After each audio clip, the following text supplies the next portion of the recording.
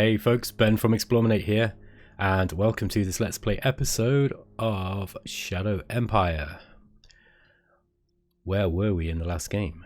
Well, we are involved in a rather ill-advised conflict that I got myself into in the north.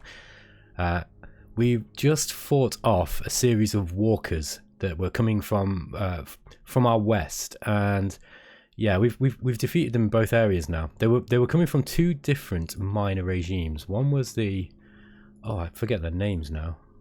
It doesn't matter. It's not important. Pelora, that was it. That was one of them, and the other one was something else that began with P. That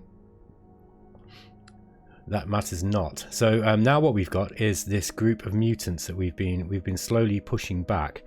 Now, one of the things about these mutants is if you don't kill them quite quickly once you've started fighting them, man, they can expand quite rapidly. They seem to breed pretty quick, and yeah, you before you know it, you can actually be facing more than you really want to be facing, and they're not very strong. They can't really do much to you, except they can surround your units and cut them off. So it's they do become a bit of a pain. I really like it. I think that's really cool, actually, that they're just they're kind of a unique faction. Just look at this guy. Anyway, let's carry on. Our second machine gun infantry brigade have currently got these guys at hand, shall we say? So I don't think we're going to have any problems with them at the moment. Now, we have got this Iceron place. We've almost got it surrounded, and I'd like to be able to take this place out pretty quick. The issue that we've got is that we have a demand, and we actually promised that we would conquer Iceron, and our deadline is round 31, and we're actually on the round 29 right now. So we've got 2 turns left to do this, and I think that this might be mission impossible. It's going to be difficult, I think. I don't know if we've got much chance of being able to get through these guys.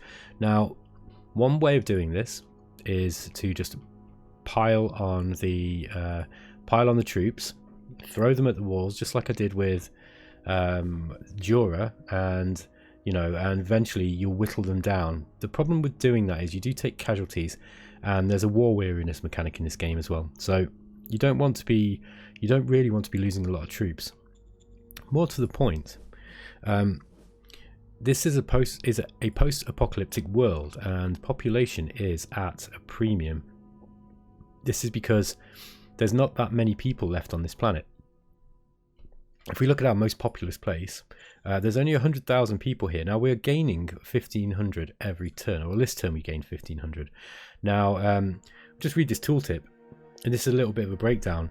So population increased with 200 due to cancellation of work jobs. So that's partly why it went up, was because we were building things, and we've got this set so that when the jobs are finished, the workers return back to the population. So that's why the population grew partly there. We've also got a hex asset that's giving us 200 extra free folk a turn, I believe.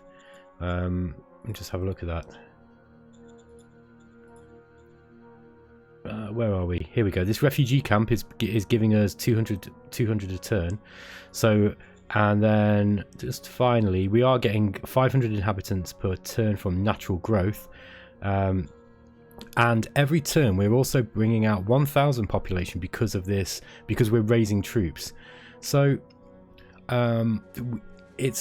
it's a bit of a balancing act in this game, I think. As far as I've been able to work out so far, it is a balancing act. You want to be growing your population, but you need to be creating troops, because you're always going to need them.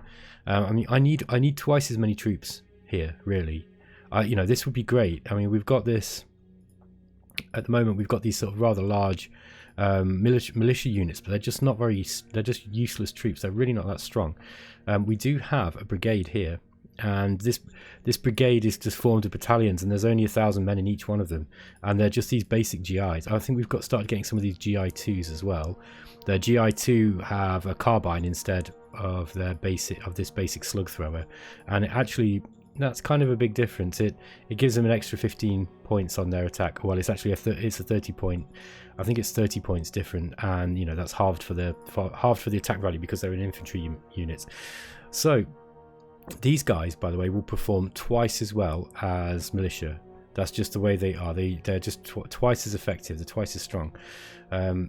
So they are a lot better. You're much better off fielding your own soldiers.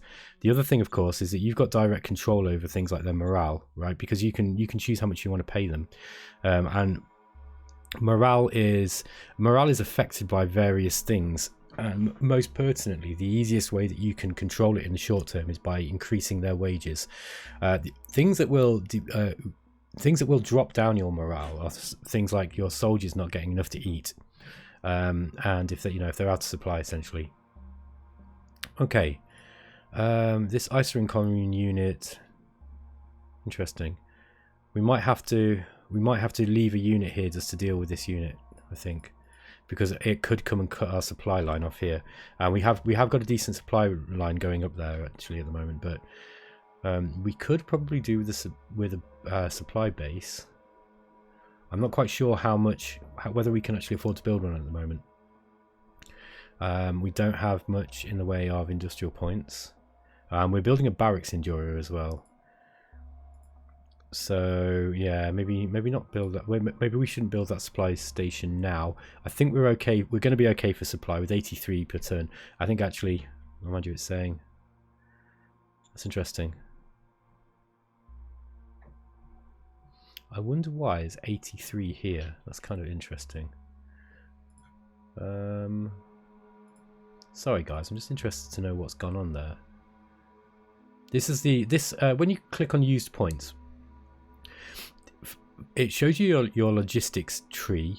Your logistics chain and all the supply points, the railheads, and then it shows you which units or what is actually taking from the supply head, using its organic logistics, like the organic supply route. So each one of these units is able to, it has its own buggies and kind of trucks, that kind of stuff, that can actually, or it maybe just be men marching to go and take supplies from each one of these supply heads. So you can see here these green dotted lines are showing where each one of these units picked up supply, right? So there was one here, and then there was one here too, and possibly here. So this gives you an idea of how your supply is being used. It can actually be quite useful, and if you have got some sort of odd discrepancy in the numbers, you can sometimes look at it and go, oh, okay, I see what was going on there. The initial supply points tells you how many supply were available at the start of the turn, and current points is how many are left after everything's been used. So the initial points is quite useful just to see where it was at the start of the turn, and you can use this in conjunction with the use points to get an idea of how all your supplies were used in that along that supply route. This might seem like it's fiddling over unnecessary details, but I guarantee you that at some point you're gonna have a situation where your supply is low in one of your units and you cannot figure out why, and it's complex, and I've got to be honest, I'm not really qualified to sort of describe exactly how it works. There is a fairly detailed section in the manual, which is a work in progress anyway, so that it's not going to be a huge amount of use to tell you much from that. But the way that it worked out is relatively complex, and you are assisted somewhat by looking at the different HQ. So there's each HQ has its own report in the news, and it tells you what they're consuming, what they need, amongst other things, including their morale. Like, it'll let you know if they've dropped in morale for each type of unit that you've got. So for example, let's just examine the 1st Light Infantry Battalion. I don't think it's going to jump to that. Actually, let's just leap to them. Here they are. So this is the 1st Light Infantry Brigade, and this is the 1st Light Infantry Battalion. And if we go to this report, this is corresponding to this unit here, and it's saying they required 10 food and they used 10. They had 20 available.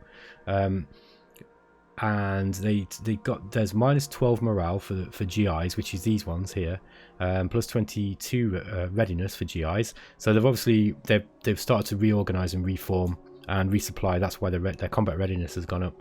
And then it just gives you a detailed breakdown and tells you all the experience and all that sort of stuff that they've got too. Also, in your HQ overview, the SHQ will also tell you anything that's attached directly to the SHQ. So any independent battalions, any I don't know if militia's here. Yes, militias are in here too. So there are militia units in here too. So if you want to get an idea of kind of how each individual unit is doing, then that's a good place to look. And there's somewhere else where it lists the supply. Where are we looking? Decisions archive? No, that's not it. Might be the personnel. No, I'll come back to that. I'm just getting myself a little bit confused as usual. It's quite a big game. And there's quite a lot. There's quite a lot in that in those reports, and I sometimes forget where everything is. Okay, let's start playing. So I think we're about ready to roll the turn on. And just make sure there's nothing else that I need to do. There's no decisions to take. Okay, let's roll the turn on.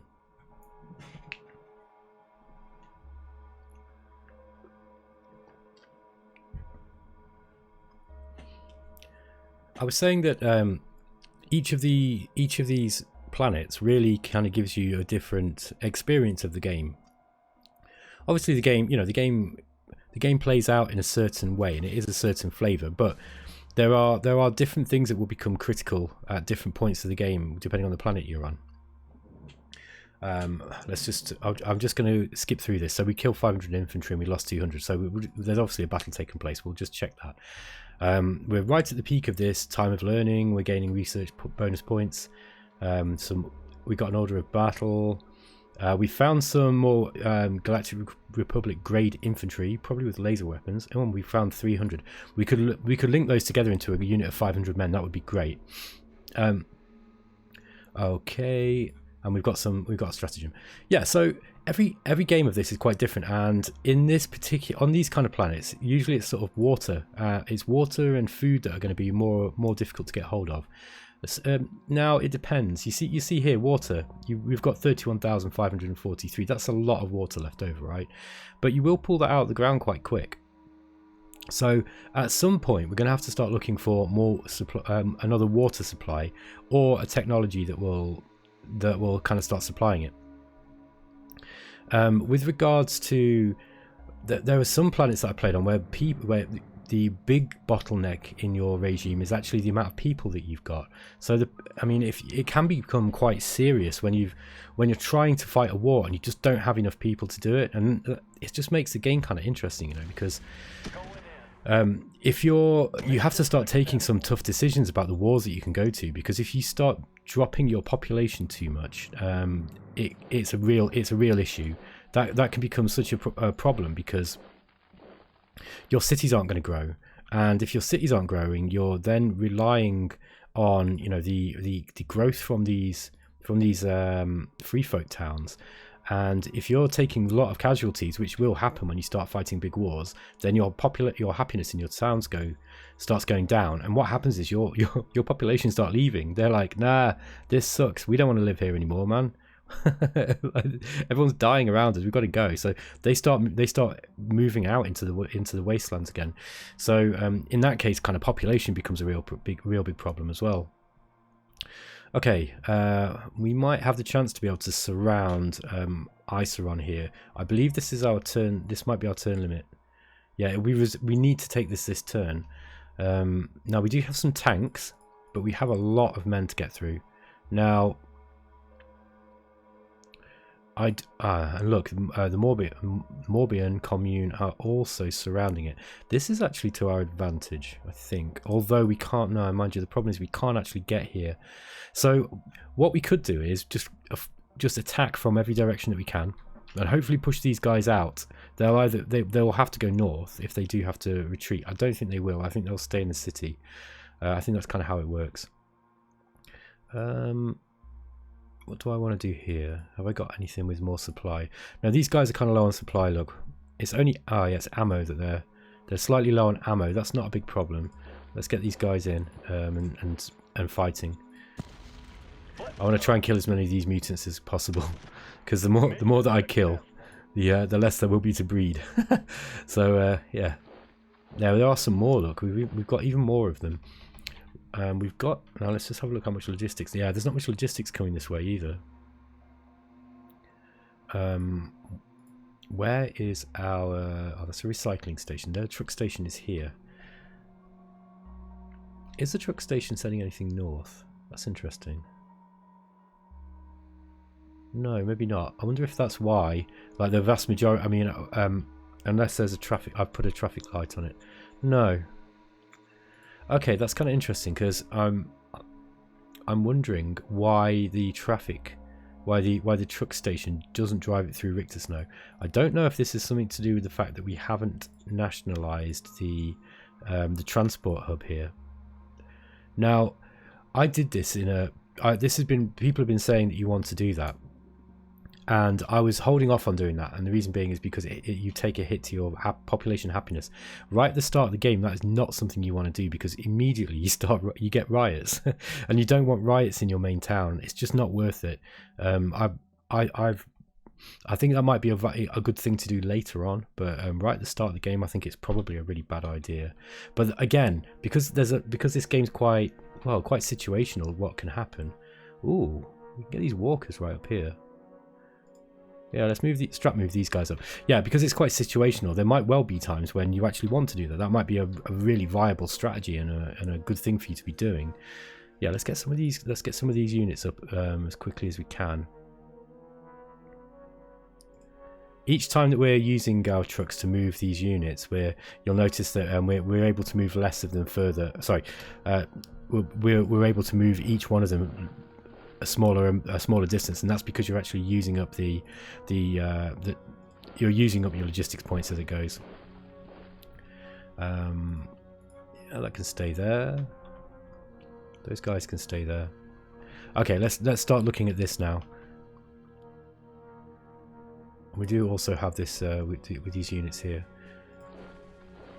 I'm going to bring them up anyway, and the reason being is because I fully expect we're not going to be able to take it this turn. I'm not certain about that, but I think that's going to be the case. This is so great. I started explaining this last time, and then I got a bit sidetracked. So I'm glad that we've got this close border to Morbihan. This is going to make it relatively easy to take their town. What I want to do is I really want to get quite close. You see, we're right close to their territory now. They're going to hate us for this.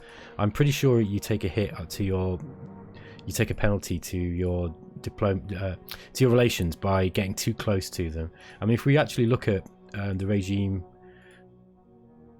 Yeah, their relations is cold, and it's 35. Even though they're real politicers, those guys are generally a bit more friendly than others. But look, this is going to be, we are in a really good position to be able to start to take these guys eventually. We want, and this might be a good place to go.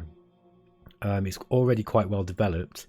It looks like they've got, we can't quite tell how many people they've got because we haven't got enough espionage or recon on them. But yeah, that we are going to have an advantage. The only thing is that it's all plains. So it will be kind of a little bit more difficult to build up a defensive line. We're going to have lots of machine guns and, you know, maybe anti-tanks, just depending on what they start fielding at the point where we want to start invading. Okay, let's take this town.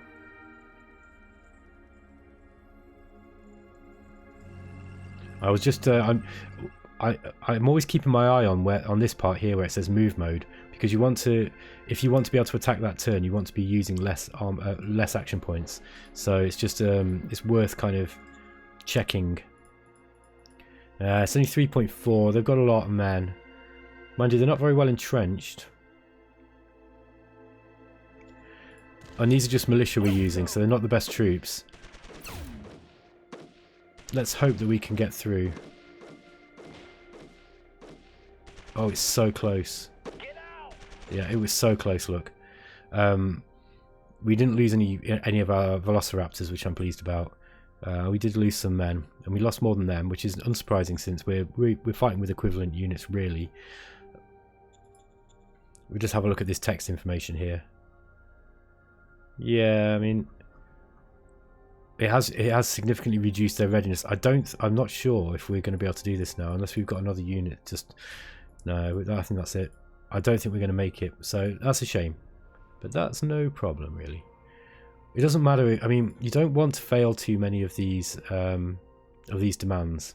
It's not good to fail the demands. It can cause a snowballing effect with your reputation. And I mean, at the moment we're at shifty. Losing this is going to drop us quite low.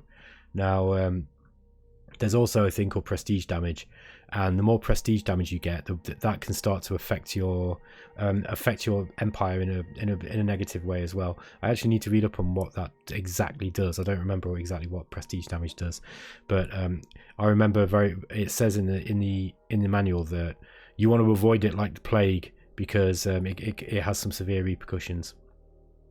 Okay, so we needed a new director for our Secret Service Council. She's not much good. We do have plenty of political points, so let's see if we can get somebody who's a bit more useful.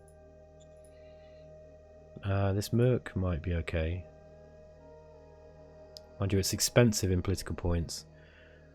We do need it though. Let's see what he's like, or she. That's better. Although this person he's got a high command rating. So this guy would be he would be much better off used in one of our HQs, operational HQs. Yeah, but he's quite intelligent. He doesn't have any skills that would be useful for this particular role for the Secret Service. What's she got? She's also quite intelligent. Honestly, I'm going to put her in. She'll do for now. We can always juggle them around later when we find somebody who's a bit more useful. Okay, this is the priorities for the Secret Service Council. And it's split between 3 different priorities. So you've got internal security, spying operations, and then active field operations. Now, I think one of them generates the espionage cards. That might be the spies. This one here, that generates spies. I think active field operations generates cards for the other espionage related stuff, if I remember right. And the internal security priority, I'm not sure if that's a straight bonus to being able to defend against enemy spying operations or not. Let's just go into the cabinet, no, the organization's view. Secret Service Council. Okay, so these are all cards that it's creating. So internal security is internal security card points. So these are they're all creating cards basically, and you just need to assign how many points to each. I'll just leave it like that for the time being. I'm not gonna worry too much about that. Okay.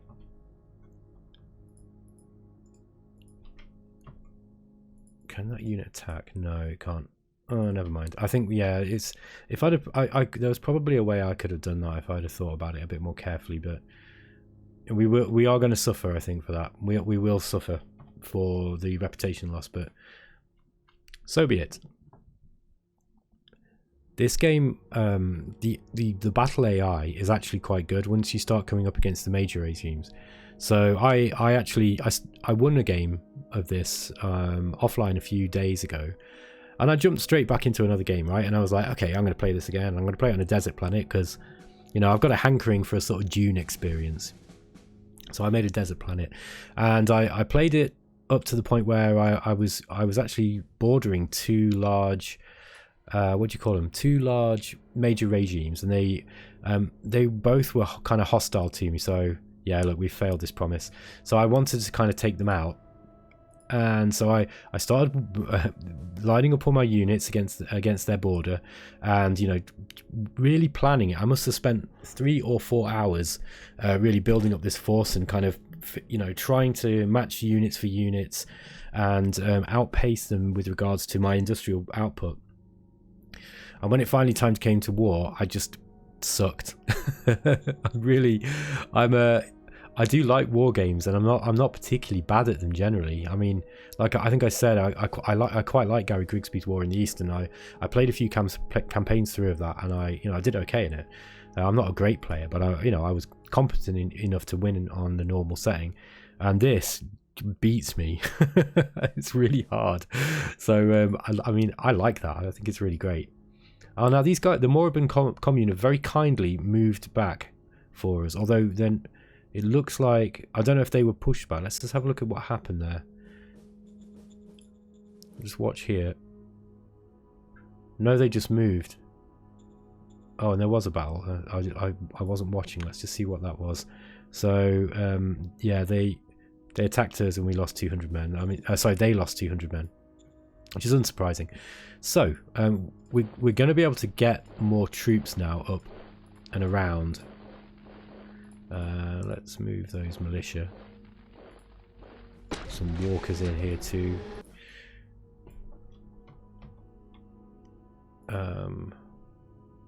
We're not going to need all these troops, I don't think.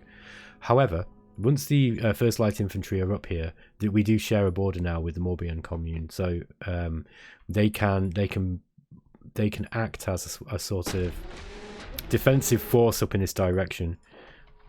I think as I was saying, the Moribhan Commune are very likely now to become my first potential target. And they've started digging in again. Now I'm going to attack them. I do actually want to keep them on their toes.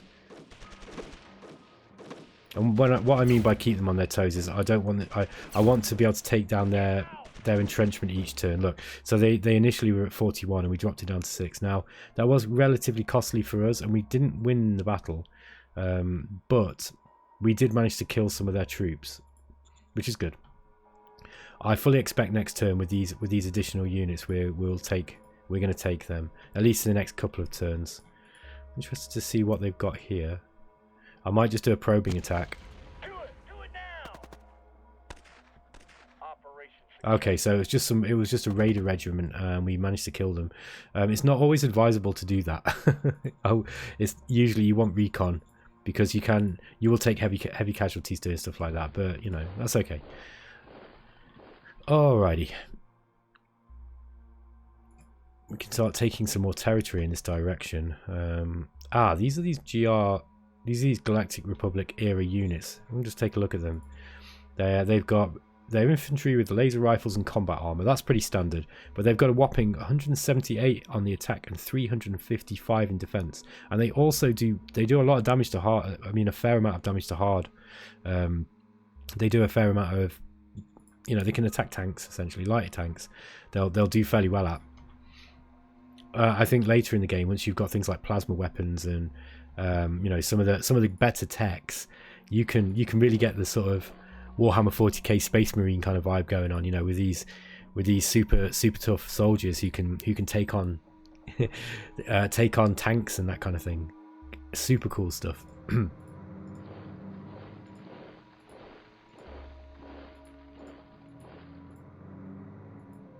Yeah, okay. These guys are just... Oh. Biped cavalry? Interesting. These guys are riding on some sort of monsters. And some sort of beast. Bipedal beast. I don't know what they're going to be like. 20 soft attack, 20 soft defense. They're not bad. I mean, they're as good, if not better than... Yeah, they're better than my rifle militia. Well, let's keep them back. Who are these? These are the Radalar. Okay, are we actually at war with them? No, we're not at war with them. It wouldn't matter if we did go to war with them. Yeah, and this is all their territory here. Let's just leave it for the time being. We'll just push them back. They're probably going to attack us. Okay, is that all we've got to do? What are these guys? Oh, these are our jetpack troops. Okay,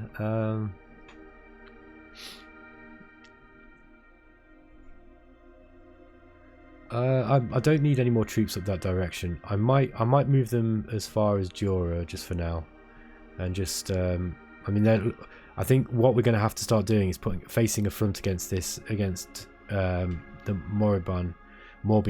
Commune. That's going to be our next job once we've taken this territory, or this zone, I should say. Okay, we can take more territory this direction too. It's not going to be so easy to do with our militia, but we can take a little. These guys are out of supply now. What's the problem? It's going to be food. Oh, it's ammunition. Okay, ammo is not a big problem. They will start to run out of food eventually. These guys are all right, so let's just attack. Yeah, we killed those guys pretty easily. And this is Lozeraria. Okay, they've got quite a large territory, haven't they, Lozeraria? Let's have a look at the strategic map. Yeah, that's where they are. We're at peace with them at the moment. We don't want to annoy them. The mutants have got territory all on this side.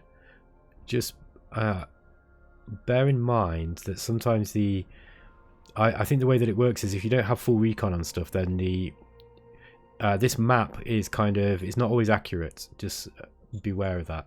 It's not always accurate, and that's a feature of the game. It's designed to it gives you the sort of best estimated guess of where everything is. Okay, I think we've killed these guys now. I think that's that. So let's start moving this second infantry back.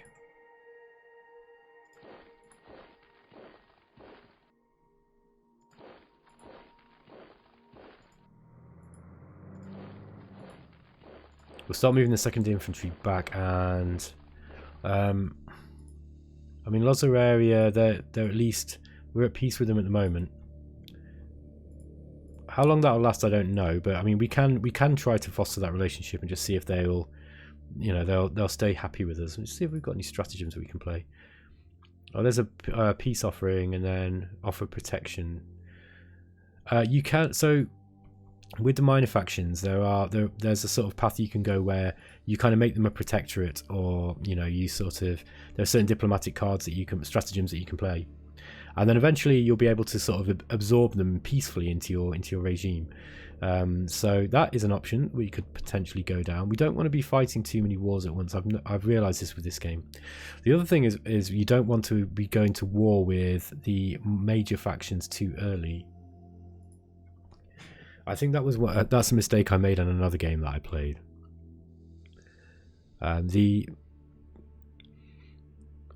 I guess that there's always going to be a point where you have to start thinking, okay, are they going to outproduce troops? Are they going to out-tech me with their research? Are they going to beat us to the higher level of research? At which point do I need to attack? And that's part of the strategy of the game. Okay. These guys have they've got enough supply for us to start pushing these borders back a little bit further. This is becoming quite a large zone now, Richter Snow. Let me just look at the strategic map. Look, I mean, we're kind of pushing out in all these different directions. Now we will eventually come across some zone HQs probably, which would be good for us to take. I do think it's probably best to try to go for the minor factions before you start taking on the major ones. I'm not certain about that. I just think that seems to make sense.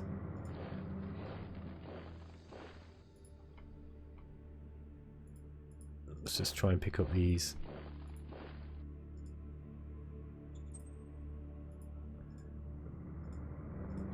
I might send a spy into the Radalar territory. That might be where they are. I'm interested to find out where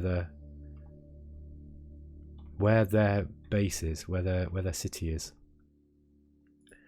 Let's see if we've got any covert ops. Yes, we've got one spy card, so let's send that into their territory.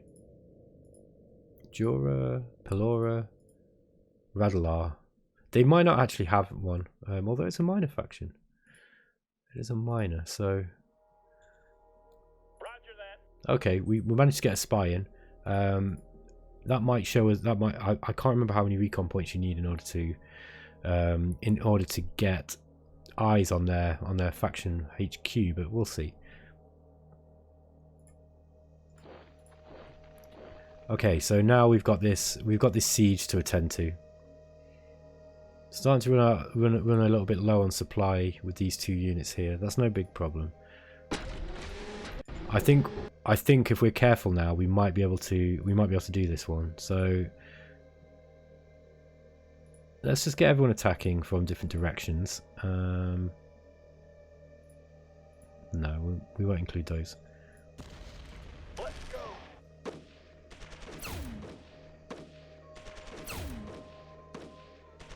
It's going to be close. I think we might have done it. Get out. No, they held one more turn. I think there's not going to be many of them left next turn, so I think this is going to be about it. We were about done there. We might even be able to take them out with these last few troopers that were moving in. Maybe not. I think they probably won't have enough action points actually.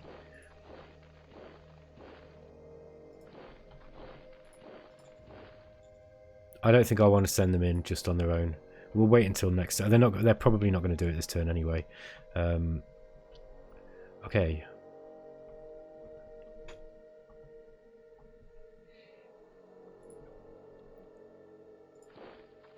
Yeah, I'm not going to push these guys too far. I don't want them to start starving. We'll just leave that at that for the time being.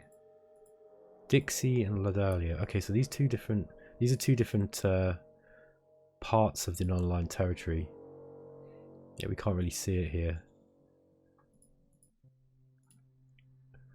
Request that our soldiers reach morale to at least 74. Yeah, we can do that. Oh, that's probably quite simple. I reckon we can do that just by temporarily raising their pay, and that will be good because it will raise our word score, and we need to do that. So while we're on this screen, I just noticed we don't have much money, and I want to know why. Just go into our treasury cash flow. Jura is still unincorporated. That's an issue. Okay, the reason being is because we're in the red with regards to our balance. So we're taking 100 from the salaries, and that's basically all our expenses as far as I can see. Oh, and there's also some public investment too.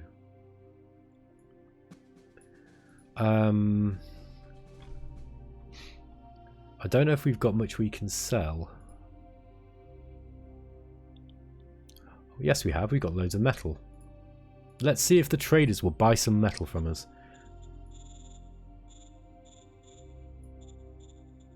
Copy that. 271. It's not a lot. You have to be a little bit careful, right? When you've not got much money, you'll see that all our soldiers at the moment are being paid. They took their salary of 58 credits. You will find sometimes when this given is 0, this means that the soldiers are always the first guys not to get paid. And if they don't get paid, as you might expect, their morale goes right down. So now might not be the best time for us to raise their wages. That being said, I think let's try it. We'll see if we can just get that one-time boost. I'm just going to put their salary up to 4. It only went up 6 points. I'm not sure what I need to get it at again.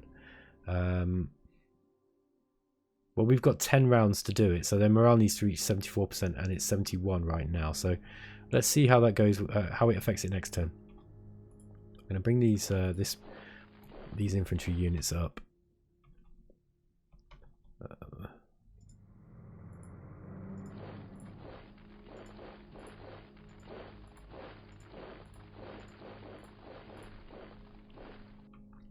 Yeah, we'll start. I'm going to start at least showing some sort of front face here to the to Moribhan Commune.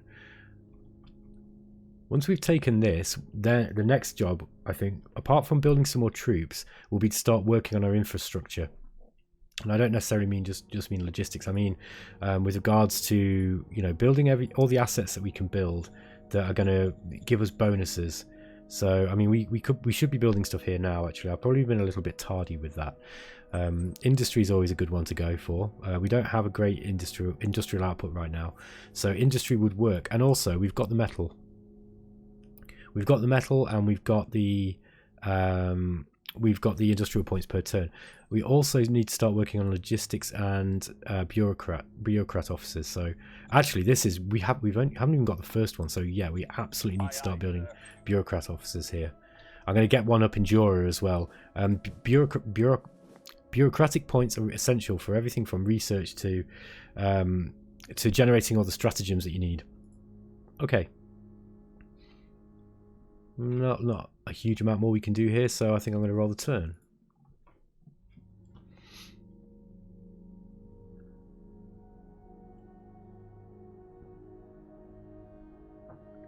I'd like to take I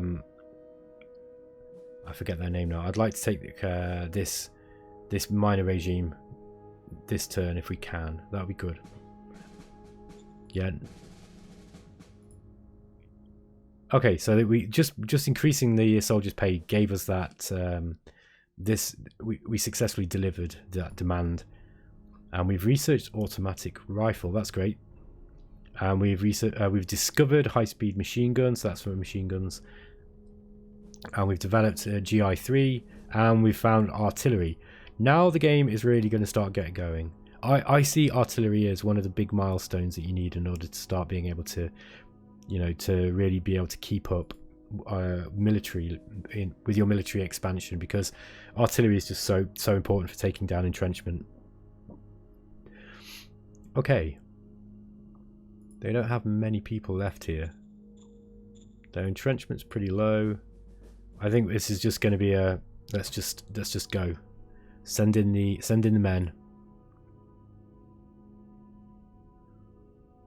Just kind of want the units that are ready as well.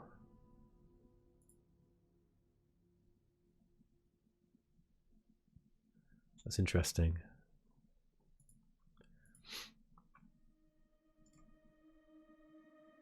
Okay, so we've got that. We have got this unit here.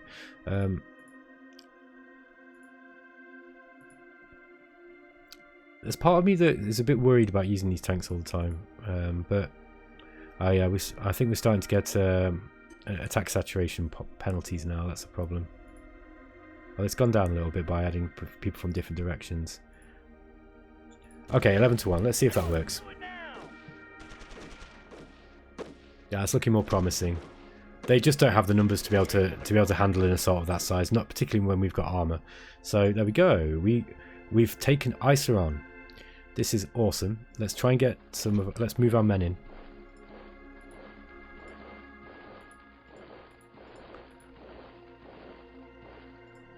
Yeah, we'll try and get as many men in there as possible to start with, just in case we do have to start putting down any rebellions, which is likely. And since we're on the autocrat route and we don't have much money, it's probably going to be the main thing that we're going to have to do. Let's just go through our decisions quickly. They want the Justice Knight faction want us to take a leader. Let's have a look at them. So currently it's the Reformist Army who are in control. Meritocracy in mind. They've got kind of low happiness, 3 members. And these guys have just got 1, the Democratic Party. Yeah, I'll take it. Sometimes those leaders can actually be quite good. They're not always good, but sometimes they can be. Military research. Let's just have a look where we are with our research tree. So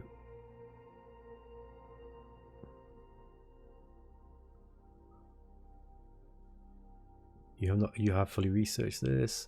So actually, it looks like we've fully researched everything. I think we just need to make some discoveries. Oh no, we've got high-speed machine gun we can go for.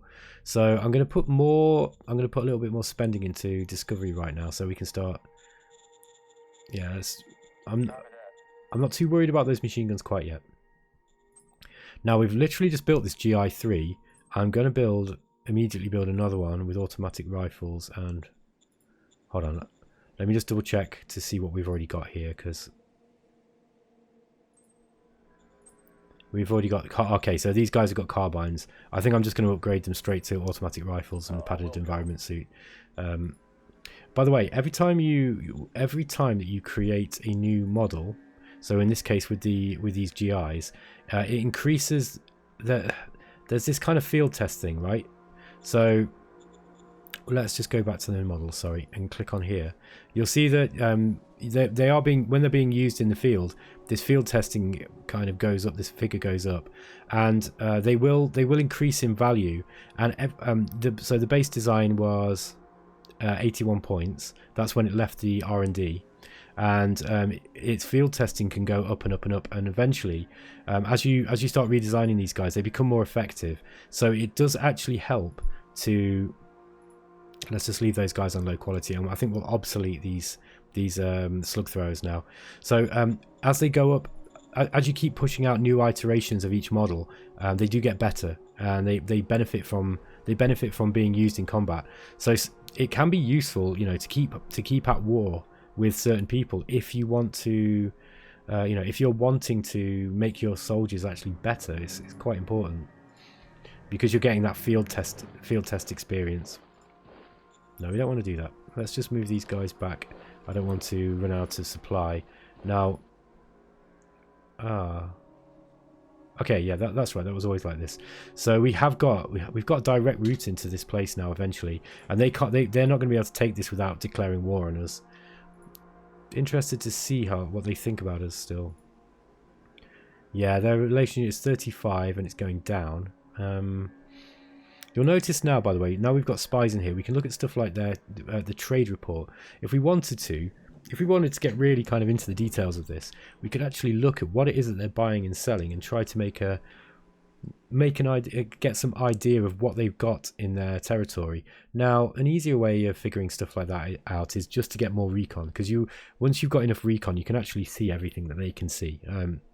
But until then, if you're the sort of person who likes to do a bit of sleuthing, you can kind of go into these reports and just figure out, okay, well, you know, they're selling a lot of food, so they're obviously quite flush with food.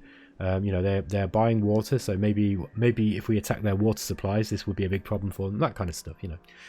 And we can look at their economy report. So it tells you all the stuff that they've got: agricultural domes, metal mining facilities, this kind of thing. So, you know, for much the same kind of information, it's just really, I love it. It's so detailed.